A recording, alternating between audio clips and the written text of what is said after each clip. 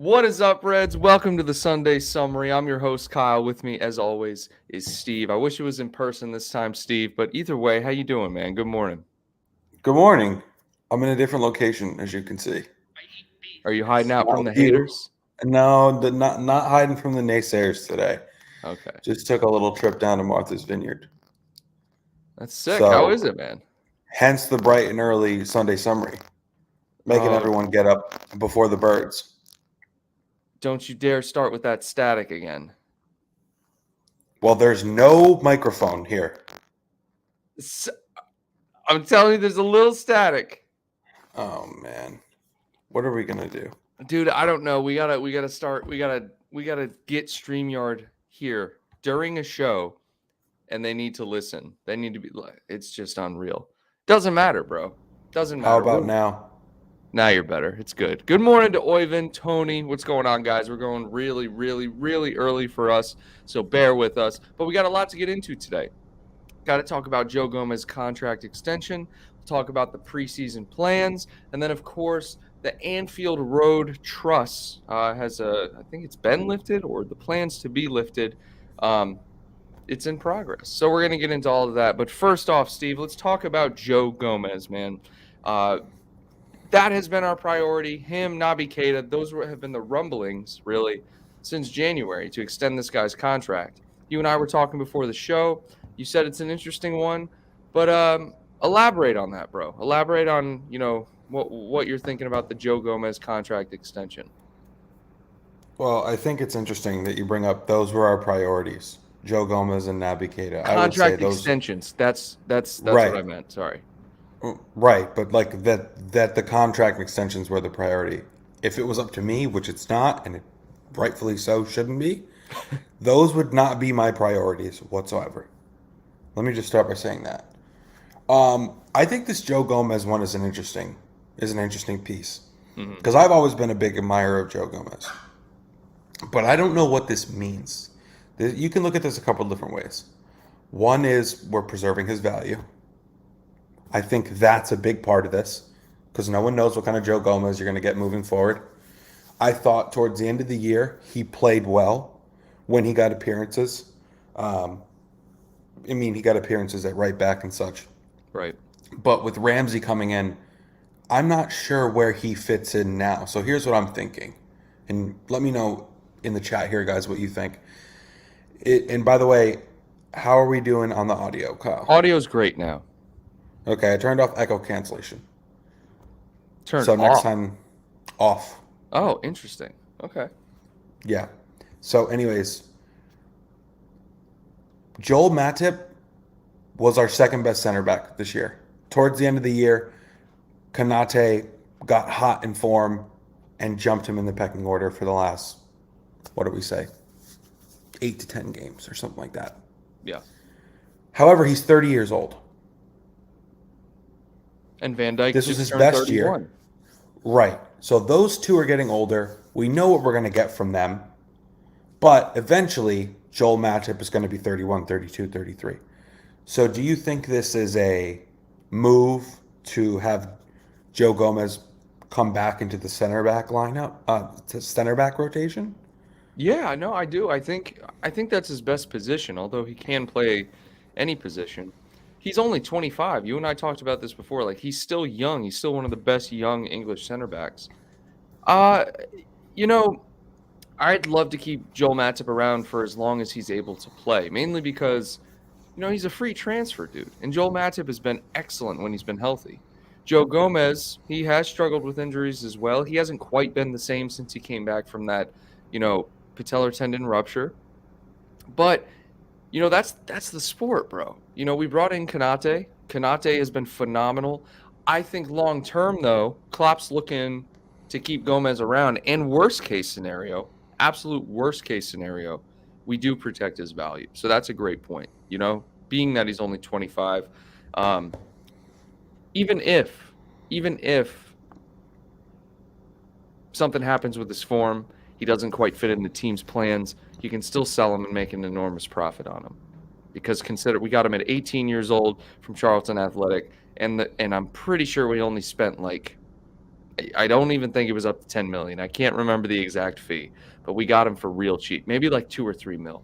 So either way, it'll be a profit. And you see Klopp here. He says, "I'm so happy Joe is an outstanding talent. He's also an outstanding defender and an outstanding human being." And that's all you're gonna say. That's all you're gonna say about the player.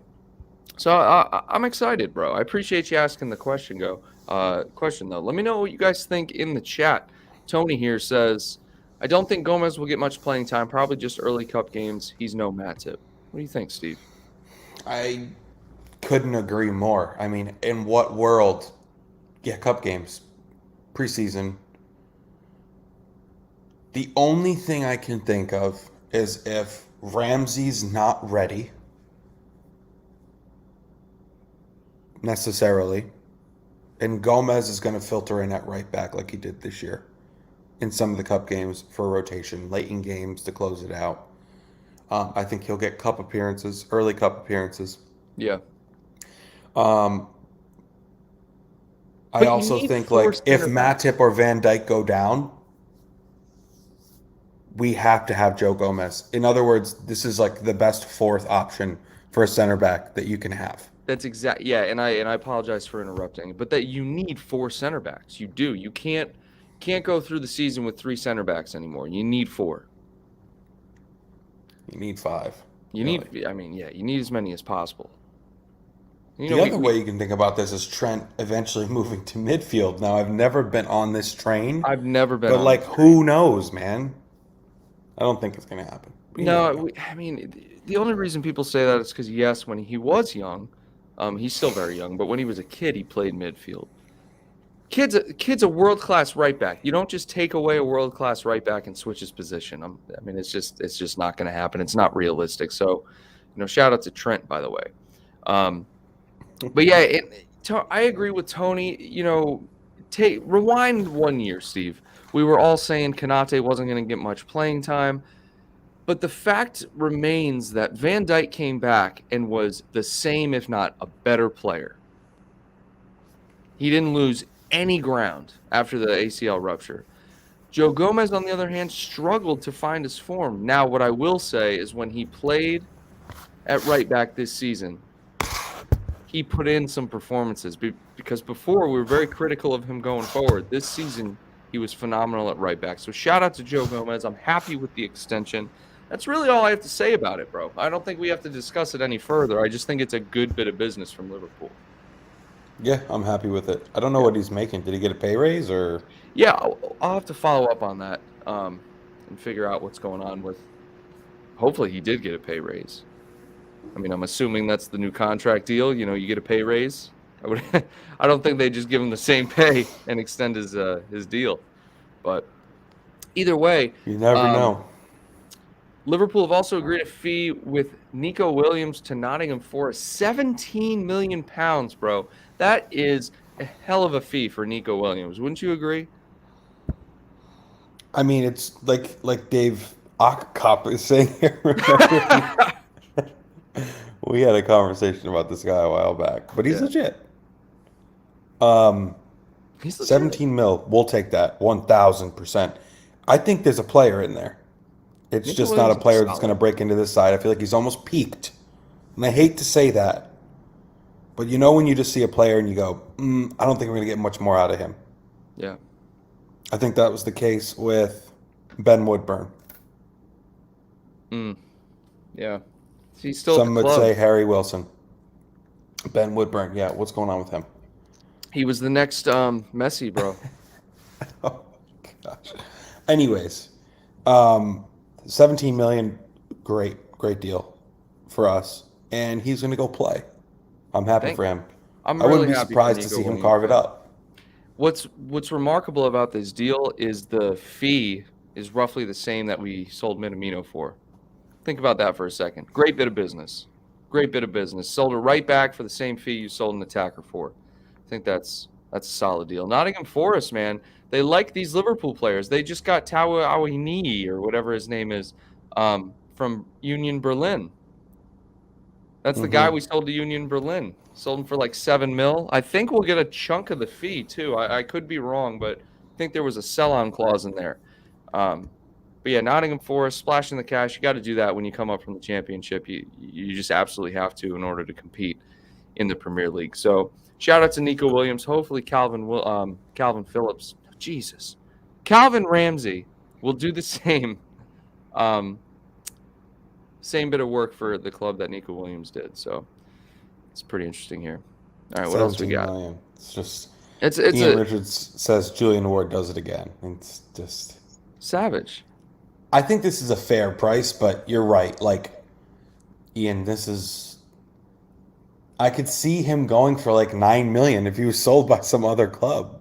Yeah. There's also something about the system and a player that's been groomed under Klopp, a player that's trained and learned behind Trent, who's the best right back in the world. Like they know they're getting a piece of that puzzle. Yep. That inflates the price a little bit. Absolutely. There's all sorts of negotiation tactics you can use, but at the end of the day, 17 mil for a right back.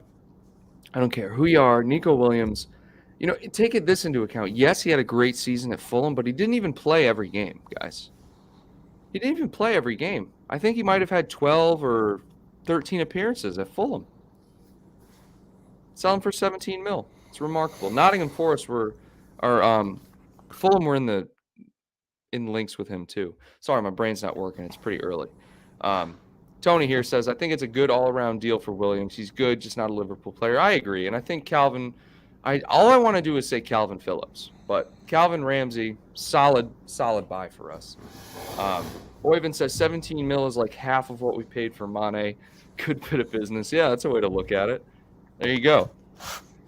Get him for half of what, or sell him for what half of you bought Mane for. Now, our young guys, Reece Williams, Tyler Morton, Leighton Clarkson, Jack Kane, Paul Glatzel, Jack Behrens, Sepp Vandenberg, the legend, are all in line for temporary moves before the window closes. This according to Neil Jones' goal via LFC Transfer Room. Just want to cite my sources there. I do feel a little bit of bad for Reece Williams, Steve. I don't know if you remember, but once he went to Swansea, he experienced a bit of racism over there, and we had to recall him early, so that kind of stunted his, growth a little bit. He didn't get loaned out after that. But Tyler Morton, that's a player where we saw him make appearances over the past, season, 2 seasons, even in the Champions League. Leighton Clarkson as well. Last season, I like Leighton Clarkson. I also like Tyler Morton. But Leighton Clarkson is one of those players I feel like people forget about. Every time I've seen Leighton Clarkson play, I think he's a great, great player. And Sepp Vandenberg, you and I were looking at his stats when you were here, played every game for Preston North End. Started every game. You think we got a future player in him, or is this just are these the players that we're just going to... Sepp? Sepp. First of all, he's a legend. He is. I have a very hard time picturing him in a Liverpool uniform in the future. He just keeps getting bounced around. It's another flip job. I mean, you look at Marco Grujic, flip job. Sepp Vandenberg, flip job. A lot of these young players we get, I don't think Carvalho, I think that's the exception. But a lot of times if you get a really, really young player, we got Vandenberg when he was at, 17 years old. We're just going to let him grow and maybe we'll sell him on. I don't see him in a Liverpool uniform in the future, though. Me neither. Yeah, but these are all the guys that are likely outgoing or we're going to try to send them out on loan. But in more contract extension news, guys, there are rumblings that Diogo Jota is set to be offered a significant pay rise. That's a weird way to put it. Pay raise. Also, shout out to him. I think he just got engaged with his baby mama. So shout out to him. Is set to be offered a significant pay rise on a new deal. Liverpool will look to tie down Naby Keita, who has 1 year left on his contract as well. So, Joe Gomez, Diogo Jota, Naby Keita. Really, the one that stands above the rest in terms of deserving of a new deal has got to be Diogo Jota. Phenomenal season, goes under the radar this past season. Wouldn't you agree? I mean, he slowed down towards the end. But yeah, this is huge. You have to do this. He finished top 5 or 6 in Prem in goals. It's got to be 21, I think. Who? Diogo Jota. Oh, no, I'm talking about in the Premier League. Oh, yeah. I think he finished like top 5 in the league in goals. Yeah, top 5 was just overtaken by us. Guy's remarkable. Yeah. I mean, this is clutch. I wonder what they're going to pay him. This will What do you be think he interesting. deserves? What do you think he deserves? I think I don't know. he's got it. I think this extension should put him at 150. What does he deserve? I mean, did he score more goals than Harry Kane this year? Oh, that's a great question. What's Harry Kane making? Harry Kane makes 200K. Let me just look up Premier League top scorers. Ronaldo, Son, Salah, Jota, Mane. All right, were Harry in the Kane mix there. scored 17 goals. 4 of them were PKs. Dude, Diogo Jota's got to be up there. I think he had like 15 or something. Diogo Jota. Wow. So, Harry Kane 4th with 17. Sadio Mane 5th with 16. Straight up disrespected pay-wise. Kevin De Bruyne 15, and then Diogo Jota in 17th with 15. So 2 behind Harry Kane. No penalty goals, by the way. Harry Kane had 4 of those being penalty kicks. Yeah, Jota. Give him 150. What's he on now? I don't know. I really don't know. Let me just real quick. Let me look it up.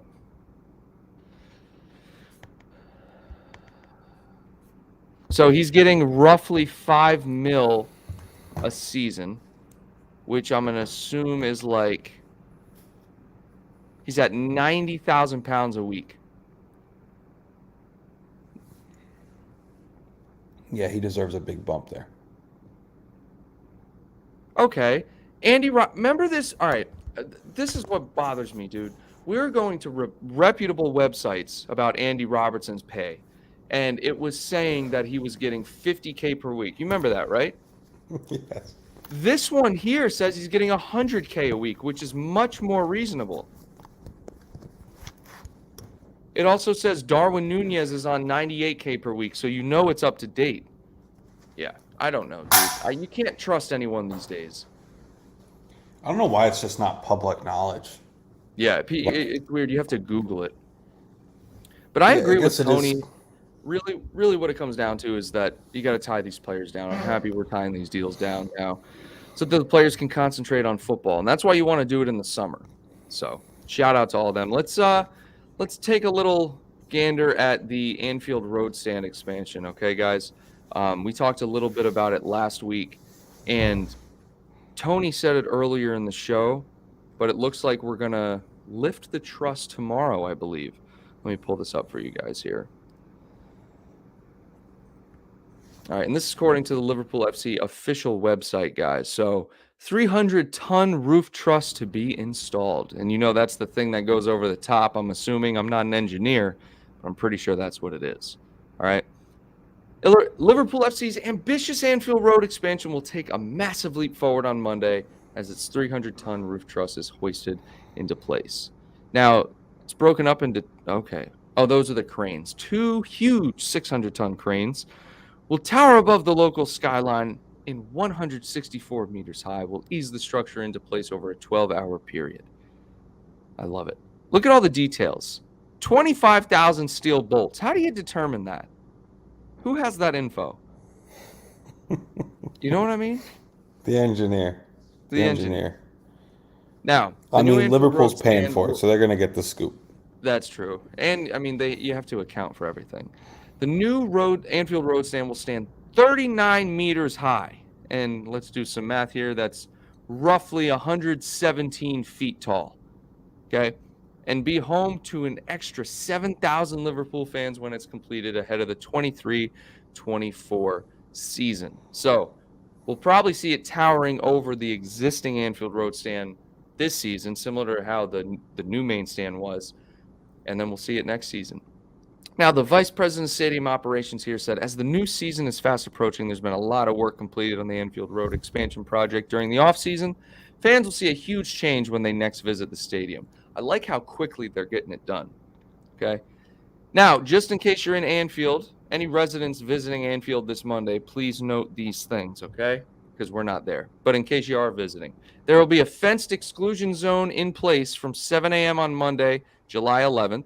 There will be no access to the Hillsborough Memorial during this time, as this is in the exclusion zone. The museum, LFC's museum, and tours and retail store at Anfield will be open. They'll be accessed around the fenced exclusion zone. And the Of course club's... they'll be open. What's that? Of course they'll be open. Oh yeah, you gotta have You got those to get open. money to Gotta make money fund the regardless. Darwin Nunez deal. Yeah. The club stewarding team will be on site to help supporters find their way around the exclusion zone. So shout out to all the stewards helping everyone there. But that's your info. That's your update. I'm excited to see some of the pictures. But look at this. I hope it looks half as good as this, because this is a really solid look. I'm excited about it. Yeah, I don't know anything about this. It's just exciting, like you said, that they're getting it done. Why Moving don't you quickly. watch my detail video on it, bro? I've been on vacation. Well, it's like a year old. Been on vacation for a year, Kyle. All right. Now, let's I see did what watch Klopp that is saying video about preseason. a long guys. time ago.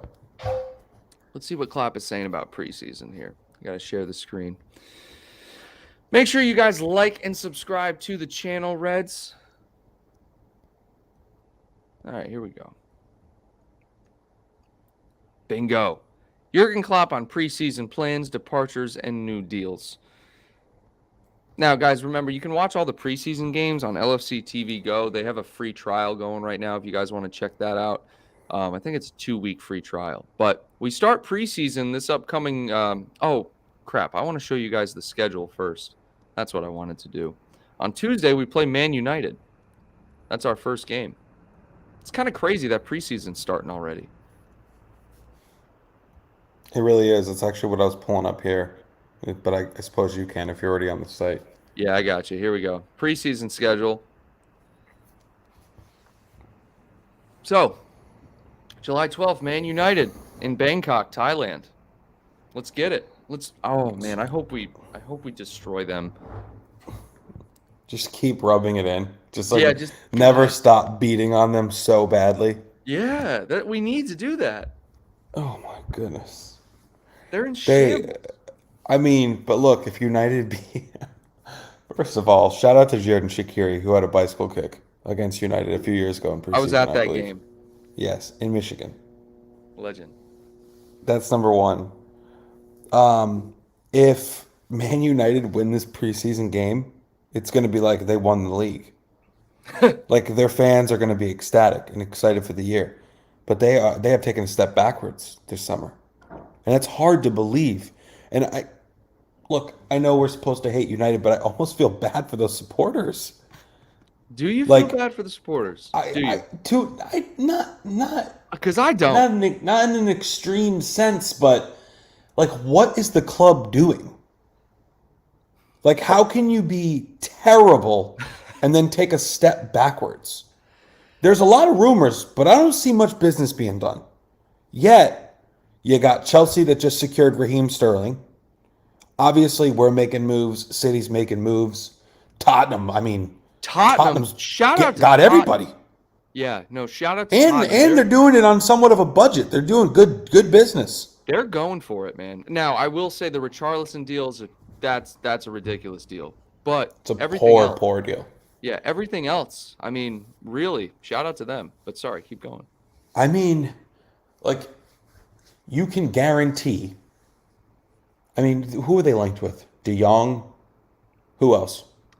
De Jong. I think Harry Kane would be a great move for him. It would, but I don't think that's going to happen because I just haven't heard anything about it. As much sense as it makes. I recently saw a bunch of links, and now I just can't remember off the top of my head. But when you look at the signings of all the other clubs, right? You look at Calvin Phillips. Nathan Ake is linked with a move to Chelsea. So Chelsea's just crazy what Chelsea are doing, man. If they don't get it right with one, tier of player. They just get all these other players. Like, Raheem Sterling and Nathan Ake, kind of like, all right, you're not going to fit into Man City's future plans. We'll send you to Chelsea, right? It's just a weird way to look at it. But anyways, It's if just you look, strange, man. it is Sorry. strange. It is. But like you can almost guarantee United's not going to finish top 4. Like that's almost set in stone now. If they don't do business, because Chelsea have gotten better, they trimmed off the Lukaku fat, and they've brought in some players, and they're going to continue to do so. You know that. Of course, they always Tottenham's do. gotten better. We've gotten better. City's gotten, I guess, better too. Yeah. So United, like, they don't have a chance at the league. And for a club of that size, I bet those supporters are going through it right now. Man. I forgot look at their past business. Okay, they got Malacia from he's a left back from PSV Eindhoven, I believe, or maybe from one of the Left Dutch back. team, left back, I believe.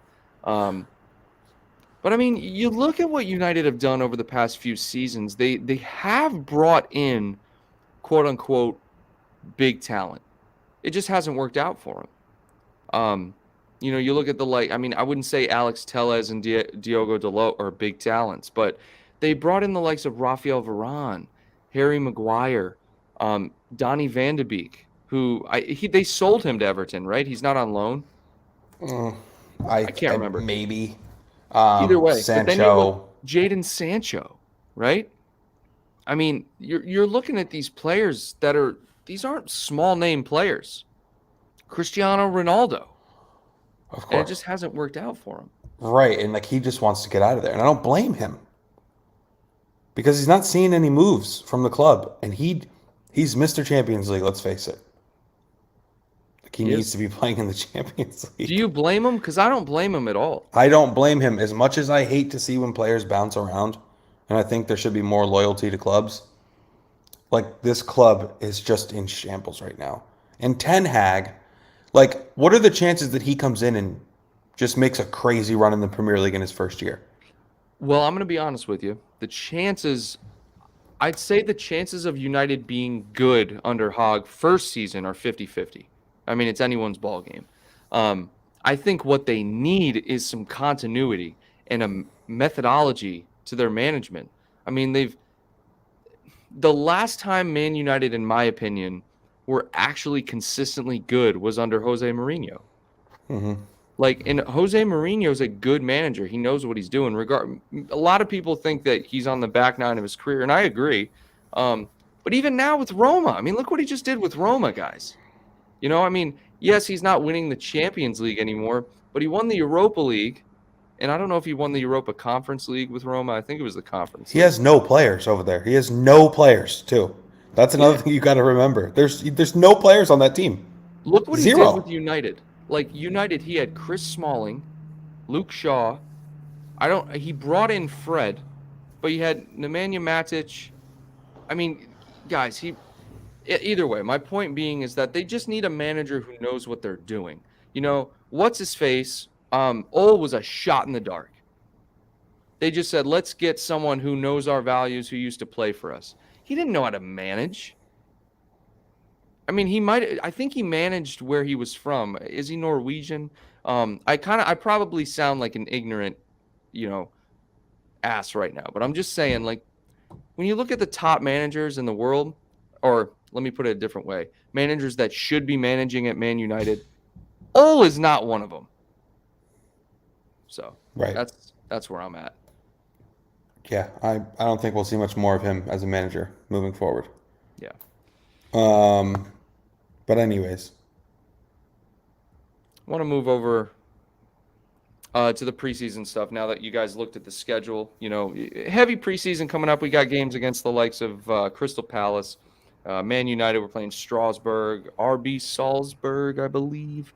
But we're over in Thailand right now, getting ready for that game against Man United on Tuesday, which is essentially why we were talking about all that. Now, Klopp being asked about this. I mean, if you guys want to take your time and read this, you can. But Klopp is I just love reading what Klopp has to say. I won't read it to you guys because there is a lot of comments here. Um, but the one I do want to talk about is the departures of players and the effects it has on preseason. So the question was asked, there's a huge change every preseason with different players, different faces, and you come back without some players, Sadio, Divock, Taki, who without them, the Champions Wall wouldn't have as many numbers on it. And, Klopp says definitely, we're thankful to these boys. It was absolutely great. Their contribution was outstanding, all in a slightly different way. And he goes on to talk about Divock, Sadio, and then Taki. But what's insane is that it's not really insane. That's the wrong word to use. We're just going to continue playing like these guys were never here. And that not in a bad way. I just want everyone to know, like, it doesn't matter who leaves the club. Klopp knows what he's doing. This team knows what they're doing. When Coutinho left, we didn't miss Coutinho for a second, bro. We didn't miss him for we got better. We got less better. Predictable. As much as we love Divock Origi, as much as we love Sadio Mane, even Minamino, I liked watching Minamino play. As much as we love these players, there's a very slim chance that we're going to miss them on the pitch. I'd be very surprised if we don't get better, or I really think Klopp is just evolving the club. I mean, Darwin Nunez goes kind of against his traditional forwards that he's been buying. I think you'll see Darwin Nunez isn't a true out and out like forward and striker. I think you'll see him move around quite a bit. I hope so. And the other thing is, like Sadio, Taki, and Divock were never going to be players that made or, I guess, make or break the club. I think if you pull Salah out of the lineup, that's guaranteed production of 30 goals a year. That changes the way we look.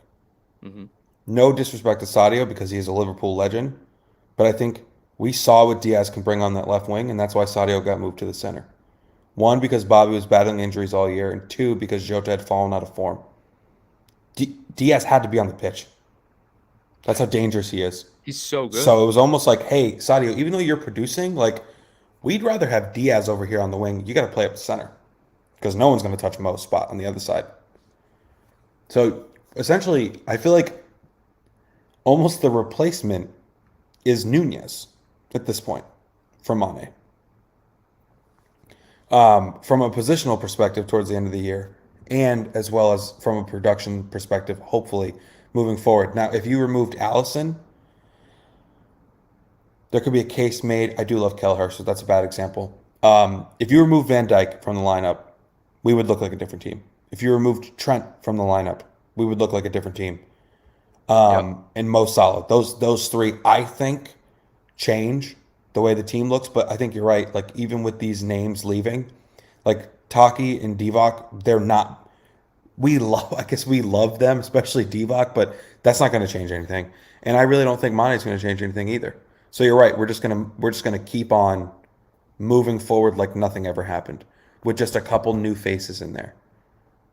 You just keep evolving. That's all you can do. I mean, that's sports, guys. I mean, as much as the fans develop these emotional relationships with players, ourselves included, you move on. The only one that is going to hurt me, I'm going to be honest, the only one that would hurt me is the day that Bobby Firmino either leaves the club or retires. I mean, that one's really going to hurt me. But I'm not kidding, man. That one's really going to hurt. Let's look at the full squad that's going on the tour over there in Bangkok. Adrian, Alexander-Arnold, Alisson, Bacetic, which I think is a Polish goalkeeper, a young Polish goalkeeper. You got Carvalho, Chambers, Clarkson, Davies, who's not Ben Davies, another young Davies, Diaz, Elliott, Fabinho, Firmino, Fraundorf, which is I think he's English, but he's got a German name. We saw him make one appearance this past season. Joe Gomez, Jordan Henderson, Hill, Curtis Jones, Diogo Jota, Keita, Konate, Mabaya, a lot of young guys. I mean, that's the theme you're noticing right off the bat. But then you got Matip, Milner, Morton, Mrazek, another Polish guy, Norris, Darwin Nunez, Ox still with the club, Nat Phillips, the legend, Robertson, I mean, Salah, Thiago, Simikas, Vandenberg, Van Dijk, and Reece Williams. A lot of young guys, and here you go. Here's my question I'm for you. excited. What's up? I can tell you. I can tell you mine first. So I love watching James Milner in preseason Of course you do. because he plays like it's the Champions League final. Like he literally instills fear into the other team that are just trying to get loose and get warmed up. No, no, no. This is a final, and he's all, oh my god, James Milner. And then the other three players I'm excited to see are of course Harvey Elliott because I love him and he's had some time. It seems like he's working hard. I've seen a lot of videos of him training. Obviously, Carvalho is huge. People are And sleeping on him, then man. He's gonna be Oxley good. Chamberlain, not even so much Nunez, because like I'm excited to see Nunez play in real matches. We've already seen him play at a high level. Right. I don't know how important this preseason is for him. Of course, it's important for chemistry and such, but like I want to see what Ox has done, and I think this is something here that that Tony had said, or maybe Ian. Let me look. I'm gonna look up for it here. Are you talking about this one? Yes. Oh, Sering Wangyal. I hope Ox is able to show that he has made a comeback during this preseason. Me too, man. Me too. I'm thinking this. That's a really good point. Just imagine if we could get Ox back to like 80, 90% of what he was in 17, 18. Like that need for a new midfielder dissolves at that point. If he can live up to what we know he's capable of, which we haven't seen in a while, so I guess we don't know if he's capable of it anymore. He's not old. Look, I'm gonna say this, bro. I'm gonna say this. As much as I want Ox to become who he was in the 6 months in 17, 18, where he got that run in the team where he was almost undroppable, as much as I want that to happen, I don't think that it can. And I mean that, like, even if it does happen, I think we're just gonna go on and sell him and buy someone else. I really do. I think the club has moved past it. Like, look, I think Klopp tries these things with these players, and if it doesn't work out, he just moves on. I mean, look at Loris Karius. Klopp wanted Loris Karius to be the guy. He did. And one thing happens, and then you have to go out and you got to buy Allison. And I think that's what's going on with Ox. We spent a pretty penny on Ox. I think we bought him in the 30 mil range for Ox. 30, 40. Yeah. Maybe more than 40. Yeah, like it wasn't cheap per se. I don't know. I would love to see him have a good preseason though, man. But there's rumblings of him going for 10, 15 mil. Yeah. I don't think you're going to see that. I just think we just don't really sell players. I don't see Ox becoming what he used to become, man. We might see moments. I think it's time we move on from Ox, to be honest. I don't think you're going to see him get moved personally. Like You think I talked about this a few contract weeks run ago. down, you mean? Like his contract's going to run down? Yeah. Yes, because what are we going to do with 10 million when we have a player that has potential and can play in cup games? Well, that's In a what he's midfield gonna that's do. apparently That's what he's weak gonna and we need more depth, right? Yeah. Like I don't know if it's worth it. Well, we're not selling him this window, and Tony, I agree with you. Like, what I'm saying, I think he only has 1 year left on his deal. I could be wrong. If you guys know off the top of your head, let me know. But if we're not selling him this window, we're probably just going to let him run out his contract, and then he'll probably sign with a West Ham or, like an Aston Villa, one of those mid-table clubs I could see, not necessarily Crystal Palace. I think he'd go to a bigger club than that. But Ox deserves to be at one of those clubs playing consistently. Kind of like how I see Ox as not the same caliber of player in terms of production, but the same level of skill as Divock Origi. In the sense that he's good. He has the quality. Divock Origi, much more consistent when he played, obviously. I never really saw a bad performance from Divock Origi, and I think that's why we call him a Liverpool legend, that in conjunction with all the classic goals he's gotten in crucial times. But Ox has been here for a while, man. Ock's been here for 5-6 years. Think about that for a second. It's kind of a crazy thing to think about. He's been here for 5 seasons. Hasn't really played that much, man. Of course, injuries played a role in that, but it's just something to think about, man. What do you guys think in the chat? Let's go over to the chat and see what people think. Saring here. Ox and Keita need to be moved on if they're too injury prone. Well, Keita had a really good season injury-wise. And add Thiago, another injury prone, to the list. We need that money for a new midfielder who can be consistent.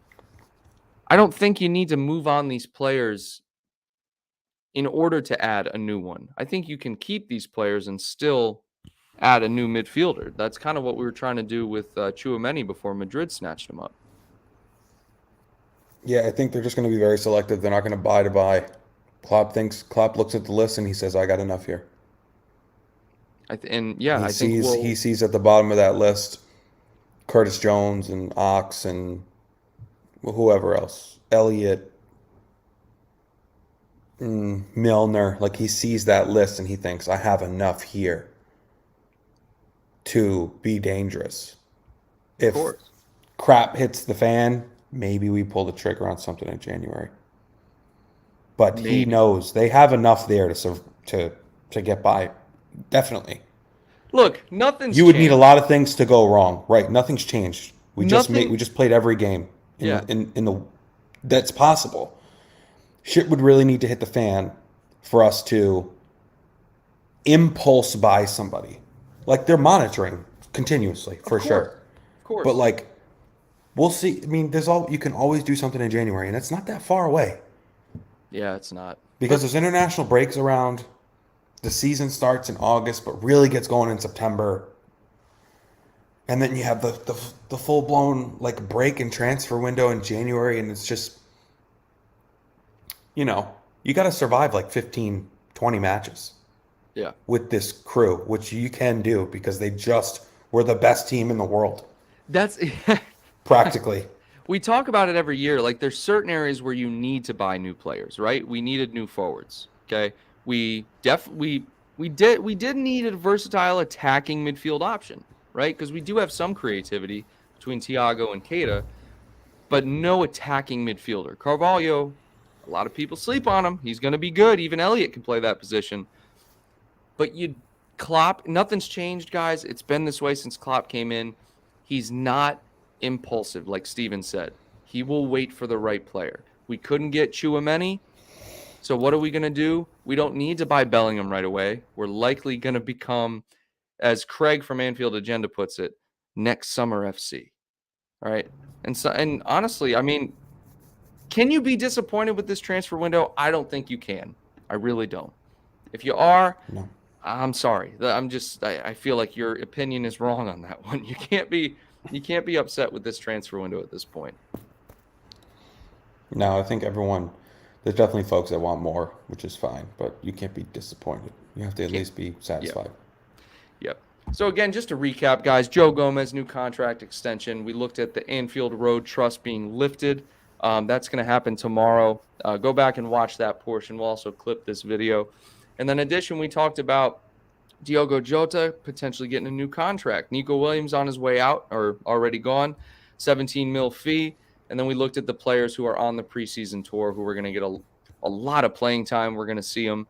I always like watching the preseason games because of the young players. So I'm excited to get that underway. Again, Tuesday, we play Man United in the first game of the tour. Oh, Steve, any closing thoughts, man? No, I'm excited to see the season get underway here in a few days. Yeah, we'll see you guys next week. As always, thanks again for tuning in, Reds. Make sure you share the video, like, comment after the fact. I know the live chat isn't going, but you can still comment down below. And if you feel so inclined, subscribe to the channel, Reds. Appreciate you being here. Love the comments and the contributions as always. Until next Sunday, Reds, take care.